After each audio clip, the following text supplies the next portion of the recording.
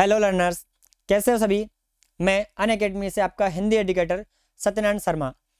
आज का जो हमारा जो वीडियो का विषय का जो चर्चा है वो सीबीएसई क्लास 10th जो आपका कोर्स बी है उसमें ब्लूप्रिंट के बारे में हम चर्चा करने वाले हैं कि आखिर कैसे मार्किंग स्कीम आपकी होने वाली है, किस विषय पर कितने अंक और कितने प्रश्न पूछे जाएंगे, उसकी हम विस्तार से चर्चा करने वाले हैं।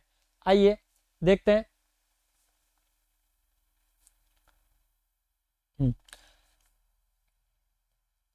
सबसे पहले आगे बढ़ने से पहले हम एक महत्वपूर्ण बात पर चर्चा करेंगे कि आपका जो भाग है, आपका जो पेपर है सीबीएसई क्लास 10th जो कोर्स बी वाला, वो दो भागों में विभाजित होगा। एक होगा भाग अ और एक होगा भाग ब। भाग अ आपका पूरा ही भाग अ आपका पूरा ही विकल्पात्मक होने वाला है। भाग अ आपका विकल्पात्मक होगा। विकल्पात्मक अर्थात उसमें से एमसीक्यू टाइप आपके क्वेश्चंस पूछे जाने वाले हैं और ये आपके 40 अंक प्रदान करेगा। सबसे बड़ी बात है, इसमें फायदा भी है तो इसमें नुकसान भी है। फायदा तो ये है कि 40 अंक आपको कम मेहनत में ही मिलने वाले हैं, जबकि नुकसान ये है कि अगर एक भी प्रश्न गलत हुआ तो उसके पूरा ही उसका अंक जाने वाला, पूरा एक अंक। सावधानी हटी और दुर्घटना घटी। तो इसमें आपको जो आंसर है उसका चयन करने के लिए काफ़ी ज़्यादा सोच विचार करके और धैर्य के साथ आपको आंसर का चयन करना है, आपके उत्तर का चयन करना है। अब भाग ब जो आपका है वस्तुपरक। वस्तुपरक अर्थात आपका सब्जेक्टिव, और ये भी आपको 40 अंक देने वाला है। तो आखिर किस तरह से कहाँ प्रश्नों से प्रश्न पूछे जाएंगे, उसमें कितने प्रश्न होंगे, कितने अंक होंगे, इसको हम विस्तार से अब देखते हैं। आइए सबसे पहले कुछ ये सीबीएसई का ही क्लिप है, उसी के आधार पर हम चर्चा करेंगे। देखिए, कक्षा 10th हिंदी जो है वो ब वाला भाग हम इसमें चर्चा करने जा रहे हैं। आपके प्रश्न पत्र दो खंडों में विभाजित होगा, अ और ब। खंड अ में 45 प्रश्न होंगे। प्रश्न 45 होंगे, पर इसका मतलब ये नहीं कि आप सारे ही करने लग जाओ। आपको 45 में से केवल 40 प्रश्नों का ही उत्तर देना है। ये नहीं कि आपको प्रश्न आ रहे हैं तो सारे ही करते जाएं, क्योंकि उसमें आपका मेहनत, आपका समय दोनों बर्बाद होने वाला है। और हो सकता है कि सामने जो आपकी कॉपी चेक करने वाले हैं उनके द्वारा आपके नंबर भी काटे जा सकते हैं। तो आगे देखो, जो खंड अ है वो पूरा ही आपका वस्तुपरक है, विकल्पात्मक। और 2 मिनट, यहां पर एक छोटा सा गलत हो गया है, सॉरी।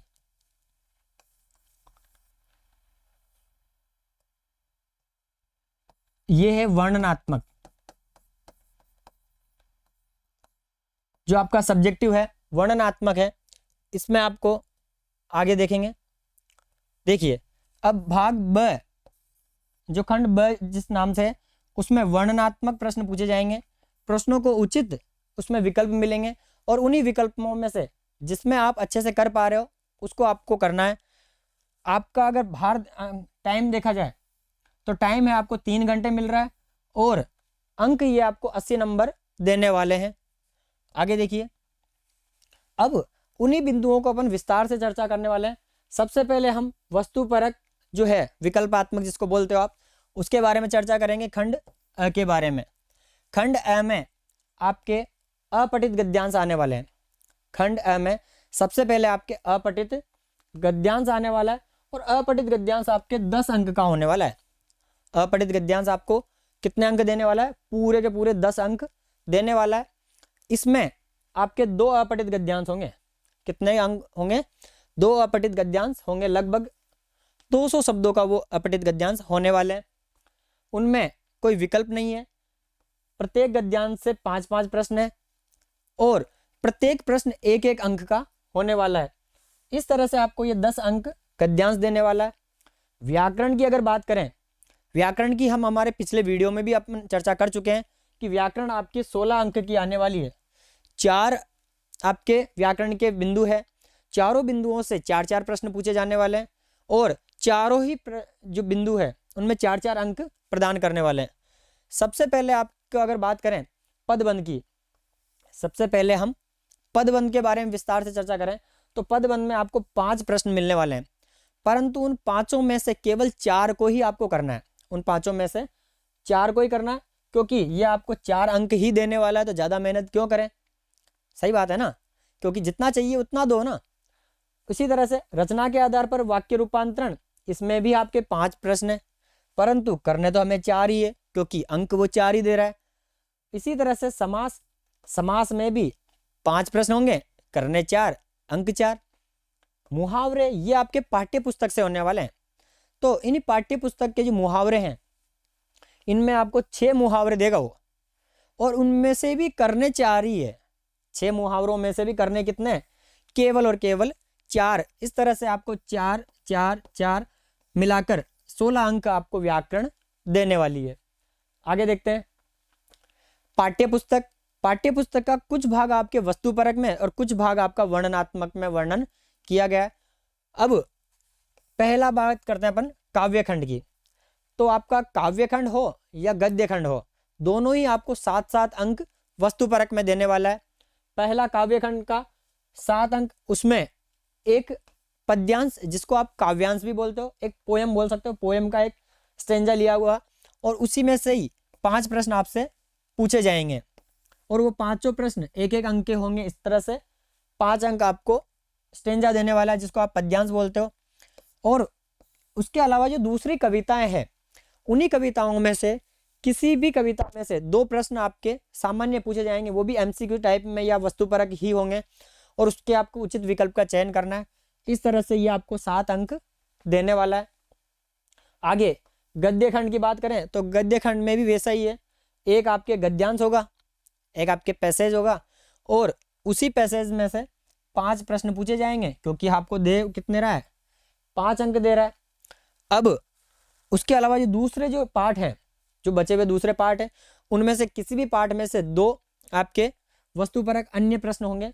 जिस तरह से आपको ये गद्यखंड भी कितने अंक दे रहा है, 7 अंक।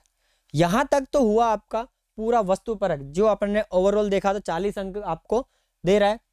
अब बात करते हैं अपन खंड ब, जो आपका वर्णनात्मक होने वाला है। वर्णनात्मक, इसमें आपको काफ़ी विस्तार से आपको पढ़ना होगा, और लिखने में भी आपको इसमें ज़्यादा लिखना होगा। तो इसके लिए आपको समय, आपका जो वस्तुपरक जो पत्र होने वाला है भाग अ, उसके अंदर से जितना आप सही समय बचा पाओ, उतना ही आप यहाँ पे उस समय का यूटिलाइज कर पाओगे।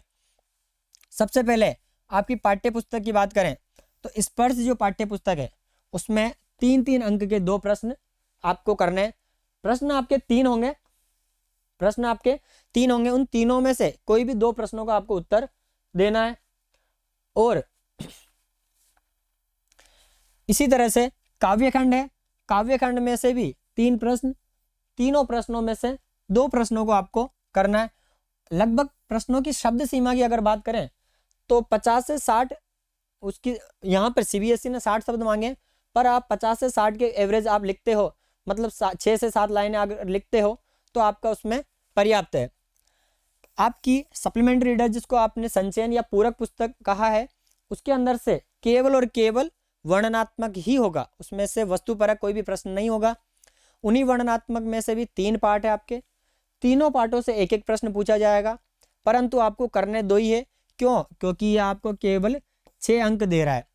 तो ये 6 अंक, इस तरह से आपकी जो किताब है, जो आपकी स्पर्श हो या संचयन हो, तीनों का जो आपका सब्जेक्टिव या वर्णनात्मक भाग है, वो आपको 18 अंक देने वाला है, 18 नंबर देने वाला है। आगे बात करते हैं लेखन खंड की। तो लेखन खंड में आपके 5 बिंदु है, और उन्हीं 5 बिंदुओं से आपके प्रश्न पूछे जाएंगे। सबसे पहले बात करते हैं संकेत के आधार पर या किसी भी घटना के आधार पर आपको अनुच्छेद दिया जाएगा। आपको यहाँ पर कुछ विकल्प भी दिए जाएंगे, जिस विकल्प या जिस विषय पर आप विस्तार से चर्चा कर पा रहे हो उसी का आपको चयन करना है। अनुच्छेद लिखने से पहले एक बात जरूर याद रखिएगा कि अनुच्छेद के संबंधित आपके दिमाग में पहले से कुछ लाइनें होनी चाहिए, तभी आप उस अनुच्छेद को लिखने की कोशिश करिएगा। वरना दूसरा जो अनुच्छेद का जो विषय है आप उस पर चर्चा करिएगा, क्योंकि जिस विषय पर आप विस्तार से चर्चा और खुल के चर्चा कर पा रहे हो उसी का ही अनुच्छेद आपको करना है। अनुच्छेद आपको 5 अंक देने वाला है। अनुच्छेद के बाद अगर बात करें तो आपके औपचारिक विषयों में से किसी एक विषय पर, औपचारिक मतलब फॉर्मल में किसी एक विषय पर आपको पत्र लिखना है। ये पत्र किसी भी प्रकार का हो सकता है। आने वाले वीडियो में हम पत्र या अनुच्छेद इत्यादि इनको कैसे किया जाए इसके बारे में विस्तार से हम चर्चा करेंगे। ये जो आपका पत्र है ये भी आपको 5 अंक प्रदान करने वाला है। व्यवहारिक जीवन से संबंधित किसी भी विषय पर कोई भी एक सूचना हो सकती है जो आपको 4 अंक देने वाली है। आगे किसी भी विषय से संबंधित एक विज्ञापन, एडवर्टाइजमेंट आपको बनाना है। ये एडवर्टाइजमेंट या ये जो विज्ञापन है वो चित्रित हो सकता है, शाब्दिक हो सकता है, केवल शब्दों के माध्यम से भी एक अच्छा विज्ञापन आप बना सकते हो, और शब्दों के साथ कुछ उसमें जो डायग्राम या कुछ उसमें चित्र जोड़कर आप उस विज्ञापन को और भी ज़्यादा अच्छा बना सकते हो। क्योंकि विज्ञापन की एक कोशिश, या विज्ञापन किस लिए होता है, विज्ञापन केवल इसीलिए होता है कि जो उसको देख रहा है वो सामने वाला उससे प्रेरित हो जाए, और जिस विषय के संबंधित वो विज्ञापन हो वो उस विषय को जानने की इच्छुक हो जाए और उसके पास वो जाए। तो विज्ञापन आपको 3 अंक देने वाला है। किसी भी एक विषय पर आपकी रचनात्मक शैली को देखने के लिए एक लघु कथा का लेखन है, तो ये लघु कथा आपकी 5 अंक की होने वाली है। किसी बच्चे को ये लगता है कि यार लघु कथा थोड़ी सी हार्ड है, क्योंकि उसमें सडन एक टॉपिक दिया जाता है, एक विषय दिया जाता है, उस विषय पर कैरेक्टर, उस विषय पर पात्र कैसे बनाएं, कैसे उसको करें। तो उसके लिए सीबीएसई ने आपको इस बार विकल्प दिया है कि आप अगर लघु कथा नहीं करना चाहते हो तो आप फॉर्मल ईमेल भी लिख सकते हो। फॉर्मल ईमेल जो आपका इंग्लिश का जो ईमेल का जो फॉर्मेट है लगभग उसी से संबंधित या उसी के जैसा आपका हिंदी का भी फॉर्मेट है। आप उस फॉर्मेट के आधार पर एक ईमेल भी आप बना सकते हो। तो ये तो हुई हमारी पाठ्यक्रम की चर्चा, उसकी ब्लूप्रिंट की चर्चा। अब ये देखते हैं कि कौन कौन से पार्ट हटा दिए गए हैं।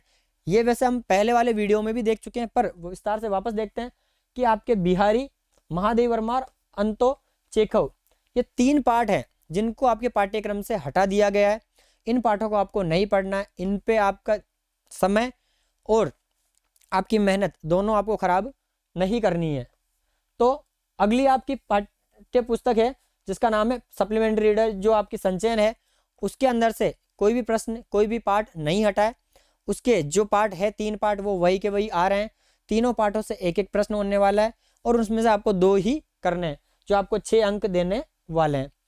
तो ये हुआ हमारा मार्किंग स्कीम जिसको आपने ब्लूप्रिंट के रूप में देखा। इसमें आपने जाना कि कैसे किस किस पार्ट से कौन कौन से प्रश्न किस तरह से पूछे जा सकते हैं। आने वाले वीडियोज़ में हम गद्य खंड, पद्य खंड के प्रत्येक पाठों को विस्तार से हम चर्चा करेंगे, उनके की पॉइंट्स देखने वाले हैं, जिसमें आपको अच्छे से अंक प्रदान करने की योग्यता आपके अंदर बढ़ जाएगी। Thank you.